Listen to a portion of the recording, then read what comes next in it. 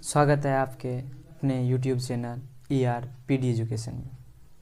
जैसे कि हमने इस डोज के अब तक हम 5 डोज करवा चुके हैं। ये छठी डोज होने वाली है, मतलब ये छठी वीडियो होने वाली है जो वन लाइनर है ऑब्जेक्टिव का, फिजिक्स का। तो चलिए आज स्टार्ट करते हैं। इससे पहले मतलब 150 क्वेश्चन यानी कि 150 क्वेश्चन हम करवा चुके हैं। तो नेक्स्ट देखते हैं। नेक्स्ट आवेश के परिमाण कैसे मात्रा क्या होता है? आवेश का परिमाण कैसे मात्रा कूलम होता है। आवेश का परिमाण कैसे मात्रा क्या होता है? कूलम होता है। आप लोग को पूछेगा आवेश कैसे मात्रा क्या होता है? आवेश कैसे मात्रा कूलम होता है। आवेश के परिमाण कैसे मात्रा कूलम होता है। कूलम को सी से डिनोट किया जाता है। कूलम को किससे? सी से डिनोट किया जाता है। कूलम को किससे डिनोट किया जाता है? तो सी से। नेक्स्ट देखें। आवेशित वस्तु का विभव शून्य होता है। आवेशित वस्तु का विभव कितना होता है? शून्य होता है। आवेशित वस्तु का विभव कितना? शून्य होता है। आवेशित वस्तु का विभव शून्य। पूछेगा किसका विभव शून्य होता है? तो आवेशित वस्तु का विभव शून्य होता है। देखिए पूछ रहा है उसमें नेक्स्ट क्वेश्चन है तो पहला उससे पहले वाला क्वेश्चन लेते हैं। अनावेशित वस्तु का विभव कितना होता है? शून्य होता है। अनावेशित ये पूछा, अनावेशित जिसमें आवेश नहीं है, मतलब अनावेशित। अनावेशित का शून्य होता है, विभव शून्य होता है। धनावेशित का कितना होता है? धनावेशित विभव का मान धनात्मक। धनावेशित विभव का मान कैसा कितना धनात्मक होता है। कैसा धनात्मक? पॉजिटिव में होगा, कुछ भी होगा तो प्लस में। ठीक है। ऋणावेशित वस्तु मतलब अनावेशित जिसमें कोई आवेश नहीं हो, उसका विभव शून्य। जिसमें धन आवेश हो, धन आवेश का क्या? धनात्मक, जो जिसको पॉजिटिव चार्ज कहते हैं। ठीक है। धनावेशित। ऋणावेशित मतलब जिसको नेगेटिव चार्ज माइनस, उसका विभव कैसा होता है? तो ऋणात्मक होता है, उसका विभव ऋणात्मक होता है। नेक्स्ट देखते हैं। अनंत पर विद्युत विभव शून्य होता है। पूछेगा अनंत पे विद्युत विभव कितना होता है? शून्य होता है। अभी आप लोग इसके साथ मेरे साथ रिपीट कीजिए। अनंत पे जब वस्तु को रखेंगे तो उसका प्रतिबिंब कहाँ बनेगा? कहाँ बनेगा? अनंत पे रखेंगे तो वस्तु को, अनंत आया इसीलिए, अनंत आया तो अनंत का चर्चा कर लेते हैं। अनंत पे वस्तु को रखेंगे तो उसका प्रतिबिंब फोकस से बनेगा। अगर फोकस पे वस्तु रहेगा तो उसका प्रतिबिंब कहाँ? अनंत पे बनेगा। कैसा बनेगा? वस्तु अगर अनंत पे वस्तु है तो उसका छोटा, अगर फोकस पे वस्तु है उसका बड़ा प्रतिबिंब बनेगा। ठीक है। नेक्स्ट देखते हैं। अल्प परिमाण की विद्युत धारा को माइक्रो एम्पियर तथा मिली एम्पियर में मापा जाता है। अल्प मतलब कम परिमाण, जिसका कम परिमाण होता है उसको माइक्रो सुने, माइक्रोफोन, माइक्रो क्या? माइक्रो मतलब छोटा होता है, क्या? छोटा का भावना। अल्प परिमाण की विद्युत धारा को माइक्रो एम्पियर तथा मिली एम्पियर में मापा जाता है। किस में मापा जाता है? अल्प मतलब छोटा, उसको किस में? माइक्रो एम्पियर और मिली एम्पियर में मापा जाता है। ठीक है। नेक्स्ट देखते हैं। नेक्स्ट है एक मिली एम्पियर। अब 1 मिली एम्पियर में 10⁻³ 1 मिली एम्पियर 10⁻³। 1 micro ampere 10⁻⁶। ये मतलब एम्पियर। 1 मिली एम्पियर मतलब 10⁻³ 1 माइक्रो बराबर 10⁻�6। 1 कूलम ऋणावेश में इलेक्ट्रॉन की संख्या मतलब ऋणावेश।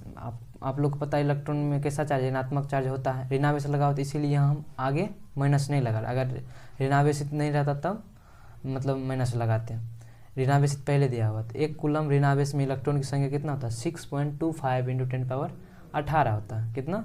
10⁻18। 6.25 × 10⁻18 होता है। ठीक है। नेक्स्ट देखते हैं।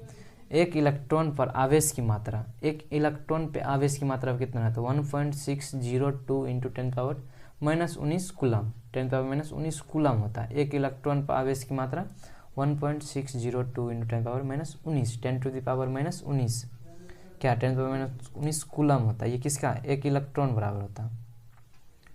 ठीक है। नेक्स्ट देखते हैं।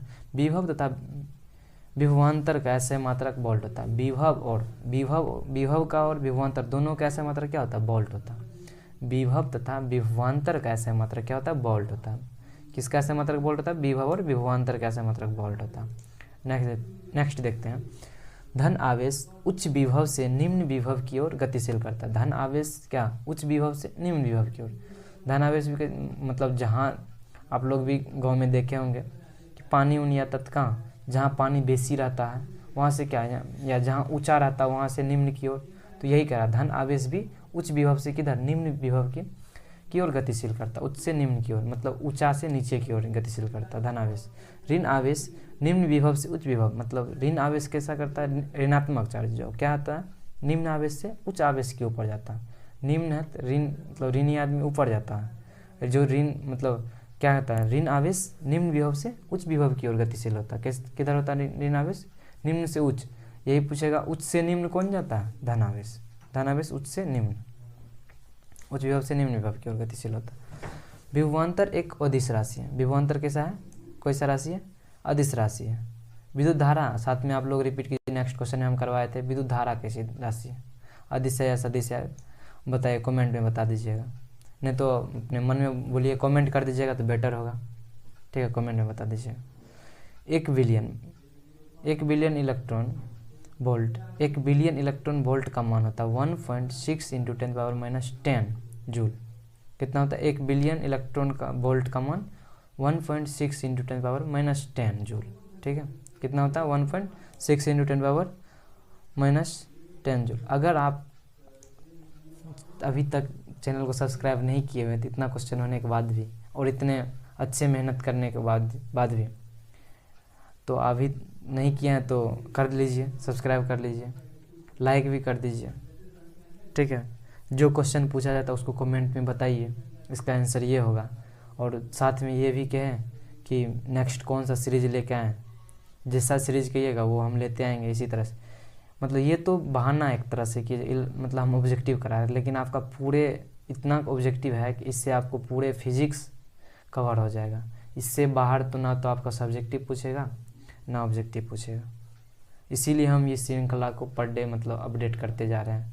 पर डे हम वीडियो बनाते, 1-2 पर डे लगभग वीडियो आती है। तो आप लोग मतलब चाहते हैं कि और हम वीडियो अपलोड करें, तो इसके लिए हमें मोटिवेशन बने रहे, इसके लिए आप क्या करें, सब्सक्राइब करें, अपने दोस्तों में भी शेयर करें। जो भी है मतलब जो 10th में जाएंगे या 9th में आए उसको भी शेयर कीजिए, ताकि वो जब आवे तब पढ़ ले, अच्छा रहेगा। नेक्स्ट क्वेश्चन कराते हैं, ठीक है। नेक्स्ट क्वेश्चन चलिए। सेलों को समूहित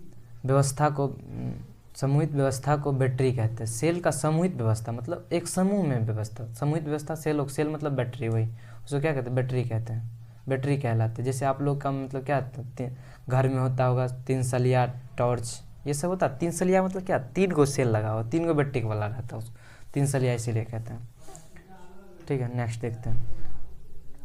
वोल्टीय सेल का आविष्कार 1796 ईस्वी में हुआ था। पूछेगा वोल्टीय सेल का आविष्कार कब हुआ था, 1796 ईस्वी में।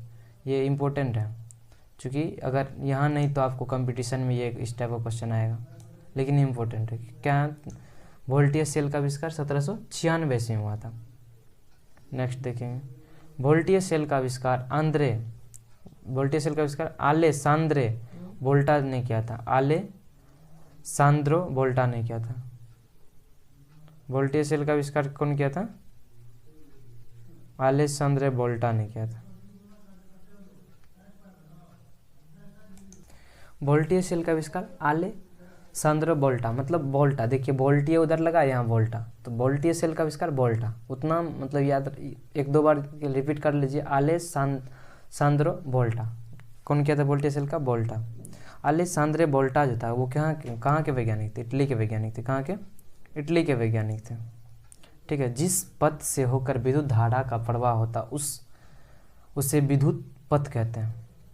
पूछेगा विद्युत पथ किसे कहते हैं, जिससे होकर विद्युत धारा प्रवाहित होता है। जैसे आप लोग घर में मतलब जैसे घर में आपको क्या बल्ब जल रहा होगा, तो वो तार जो है वही क्या विद्युत पथ कहलाता है। विद्युत पथ वही तार है, मतलब वही तार जो है विद्युत पथ है, ठीक है।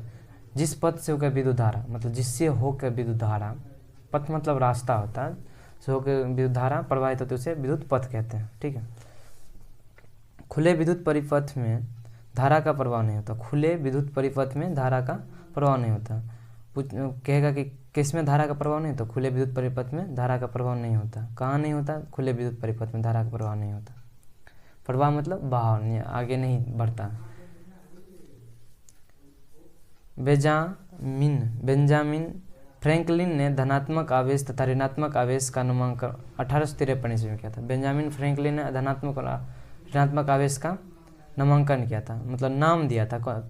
कौन? बेंजामिन फ्रैंकलिन ने। कब? 1853 ईस्वी में। ठीक है, नेक्स्ट देखते हैं। विद्युत धारिता का ऐसा मात्रक फैराडे होता है। बेंजामिन फ्रैंकलिन ने दिया था। और ये क्या विद्युत धारा का ऐसा मात्रक क्या कौन होता है? क्या मतलब विद्युत धारा का ऐसा मात्रक क्या होता है? फैराडे। फैराडे क्या होता है? विद्युत धारा का ऐसा मात्रक। विद्युत धारिता का किसका? विद्युत धारिता का ऐसा मात्रक फैराडे होता है। किसका? विद्युत धारिता का ऐसा मात्रक फैराडे होता है। नेक्स्ट देखते हैं। विद्युत परिपथ की धारा मापने वाला यंत्र एमीटर। पूछेगा विद्युत परिपथ की धारा किससे मापते हैं? एमीटर से। किससे? एमीटर से। या पूछेगा एमीटर का कार्य क्या है, ऐसे भी क्वेश्चन आएगा। क्या है एमीटर का कार्य? विद्युत परिपथ की धारा मापता है। किसका? विद्युत परिपथ की धारा मापता है एमीटर। या विद्युत परिपथ की धारा मापने वाला यंत्र एमीटर कहलाता है। एमीटर किसी विद्युत परिपथ के श्रेणी क्रम में जोड़ा जाता है। एमीटर किस क्रम में जोड़ा जाता है? श्रेणी क्रम में जोड़ा जाता है। एमीटर किस क्रम में जोड़ा जाता है? श्रेणी क्रम में जोड़ा जाता है एमीटर। वोल्टमीटर किसी विद्युत परिपथ में किन्हीं दो बिंदु के बीच विभवांतर को मापा जाता है। वोल्टमीटर किसी विद्युत परिपथ में किन्हीं दो बिंदुओं के बीच विभवांतर, किन्हीं दो बिंदु के बीच विभवांतर कौन मापता है? वोल्टमीटर। वोल्टमीटर किसी विद्युत परिपथ के किन्हीं दो बिंदुओं के बीच विभवांतर मापता है। ठीक है, नेक्स्ट देखते हैं। विभवांतर कौन मापता है? विभवांतर वोल्टमीटर किसी विद्युत परिपथ के किन्हीं दो बिंदुओं के बीच मापता है। ठीक है, नेक्स्ट देखते हैं। वोल्टमीटर को किसी विद्युत परिपथ के समांतर क्रम में, वोल्टमीटर को किस क्रम में? समांतर क्रम में। वोल्टमीटर को समांतर क्रम में। ठीक है, वोल्टमीटर को किस क्रम में? समांतर क्रम में। और एमीटर को श्रेणी क्रम में। एमीटर को श्रेणी क्रम, वोल्टमीटर को समांतर क्रम। वोल्टमीटर को समांतर क्रम, एमीटर को श्रेणी क्रम। पूछा प्रतिरोध को आर से सूचित किया जाता है। प्रतिरोध को किससे? आर से सूचित किया जाता है। प्रतिरोध को किससे सूचित किया जाता है? आर से सूचित किया जाता है। विद्युत प्रतिरोध को जो है आर से सूचित किया जाता है। ठीक है, प्रतिरोध को आर से सूचित किया जाता है। प्रतिरोध कैसा मात्रक? ओम होता है। ये इंपॉर्टेंट है बहुत ज़्यादा, यही लगभग क्वेश्चन आता है। आप लोग सबको अगर कहीं भी पढ़े होंगे या नहीं पढ़े हैं फिर भी ये क्वेश्चन करवाए होंगे। प्रतिरोध कैसा मात्रक क्या होता है? ओम होता है। ओम किसका ऐसा मात्रक? प्रतिरोध कैसा मात्रक। उल्टा सीधा दोनों तरह याद रखना ताकि कुछ भी पूछे तो फटाक से जवाब देना। ओम को ग्रीक भाषा के बड़े वर्ण अक्षर ये इसमें लिखते हैं। किसे? ऐसे, मतलब देखिए इसका बनाइएगा तो ग्रीक इसका संकेत पूछ रहा है कैसे लिखते हैं? ऐसे लिखते हैं। ठीक है, ऐसे कर दिए यू, मतलब एक तरह से उल्टा टाइप का। ये ओमेगा, इसे क्या कहते हैं? ओमेगा कहते हैं। इसे क्या कहते हैं? ओमेगा कहते हैं। ओमेगा से सूचित किया जाता है। इसे क्या, इसका नाम क्या? ओमेगा नाम, ओमेगा से सूचित किया जाता है। चलिए नेक्स्ट देखते हैं। नेक्स्ट देखिए, नेक्स्ट पूछा है कि एक OHM मतलब एक ओम बराबर कितना? 1 वोल्ट बटे एम्पियर। वोल्ट बटे एम्पियर क्या? ओम। 1 ओम बराबर, इसको 10 नहीं, इसको ओम कहते हैं। 1 OHM बराबर 1 वोल्ट बटे 1 एम्पियर। नेक्स्ट क्वेश्चन है। उच्च प्रतिरोध वाले पदार्थ का प्रतिरोधकता क्या करें? उच्च प्रतिरोध वाले पदार्थ को प्रतिरोधक कहा जाता है। उच्च प्रतिरोध, जिसका प्रतिरोध उच्च होता है, प्रतिरोध कहते हैं। प्रतिरोध मतलब जो रोकेगा, मतलब आपको आगे बढ़ने से कुछ रोक रहा है या किसी धारा को आगे बढ़ने से जो रोकता है उसी को प्रतिरोध कहते हैं। उच्च प्रतिरोध वाले पदार्थ को क्या प्रतिरोधक कहा जाता है? उच्च प्रतिरोध वाले पदार्थ को क्या कहा जाता है? प्रतिरोधक कहा जाता है। नेक्स्ट देखते हैं, हाईलाइट करते जाते थोड़ा थोड़ा। उच्च प्रतिरोधक वाले पदार्थ को प्रतिरोधक कहा जाता है। प्रतिरोधकता का ऐसे मात्रक ओम मीटर, मतलब ओम मीटर होता है। ओम ओमेगा मीटर, इसी को कहते हैं ओम मीटर। प्रतिरोधकता का ऐसा मात्रक क्या होता है? ओम मीटर होता है। ओम मीटर, ओम और मीटर, प्रतिरोधक ऐसा मात्रक ओम मीटर होता है। विद्युत धारा के चुंबकीय प्रभाव की खोज हेंस क्रिश्चियन ओस्टोड किसने किया था? थोड़ा कट रहा है, इधर खींच देते हैं। कौन किया था? विद्युत धारा के चुंबकीय प्रभाव की खोज हेंस क्रिश्चियन ओस्टोड ने किया था। किसने किया था? ओस्टोड ने किया था।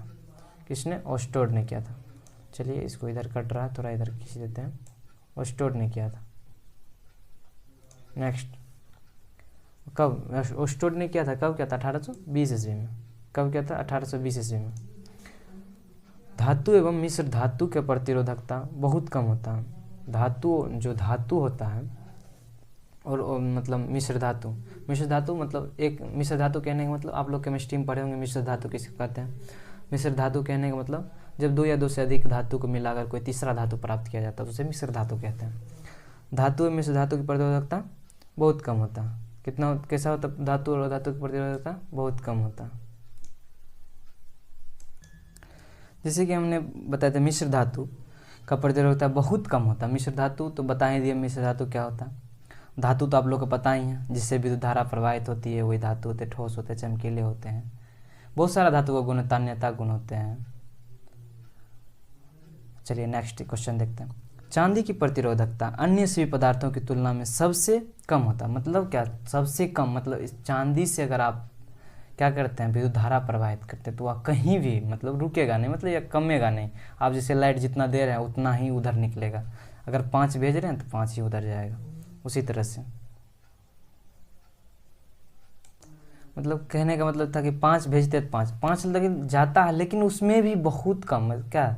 सब तुलना में, और सब के तुलना में सबसे कम होता है। और सब में अगर आप 5 भेजते हैं तो उसमें क्या 4 जाएगा। इसमें क्या हम कह सकते हैं 4 से अधिक मतलब 4.25 के आसपास, इस अनुसार से अनुमान लगा सकते हैं। ठीक है, इतना। उसके बाद नेक्स्ट देखते हैं। नेक्स्ट में हम किसी विद्युत परिपथ में विद्युत ऊर्जा के व्यय की दर को उस परिपथ के विद्युत शक्ति कहते हैं। किसी विद्युत परिपथ में विद्युत ऊर्जा की व्यय मतलब खर्च की दर को उस विद्युत परिपथ की क्या कहते हैं? विद्युत शक्ति कहते हैं। उसे विद्युत शक्ति कहते हैं। विद्युत ऊर्जा की व्यय की दर, विद्युत ऊर्जा की व्यय की दर क्या कहते हैं? विद्युत शक्ति कहलाती है। नेक्स्ट देखते हैं। विद्युत शक्ति को P से सूचित किया जाता है। विद्युत शक्ति को किससे? P से सूचित किया जाता है। विद्युत शक्ति को P से सूचित किया जाता है। P मतलब पावर। विद्युत शक्ति को P से सूचित किया जाता है। विद्युत शक्ति P बराबर W/T। P बराबर क्या होता है? W/T होता है। ये फार्मूला आप लोग के लिए इंपॉर्टेंट है, याद रखिए। P बराबर क्या होता है? W/T होता है। विद्युत शक्ति का P बराबर क्या होता है? W/T। तो चलिए नेक्स्ट मतलब ये डोज यहीं तक ख़त्म। नेक्स्ट की क्लास नेक्स्ट डे या नेक्स्ट के वीडियो में आएगी। तो अगर आप फिर से अगर चैनल को अभी तक भी सब्सक्राइब नहीं किए हैं तो कर लीजिए। अपने दोस्तों को भी शेयर कीजिए। शेयर करना ना भूलें, शेयर तो ज़रूर करें। अपने जितने भी ग्रुप हैं सब ग्रुप में भेज दें ताकि सबको मतलब कुछ नहीं तो कुछ फ़ायदा होते रहे और क्या हमें भी मोटिवेशन मिलते रहे। ठीक है, थैंक यू लास्ट तक देखने के लिए।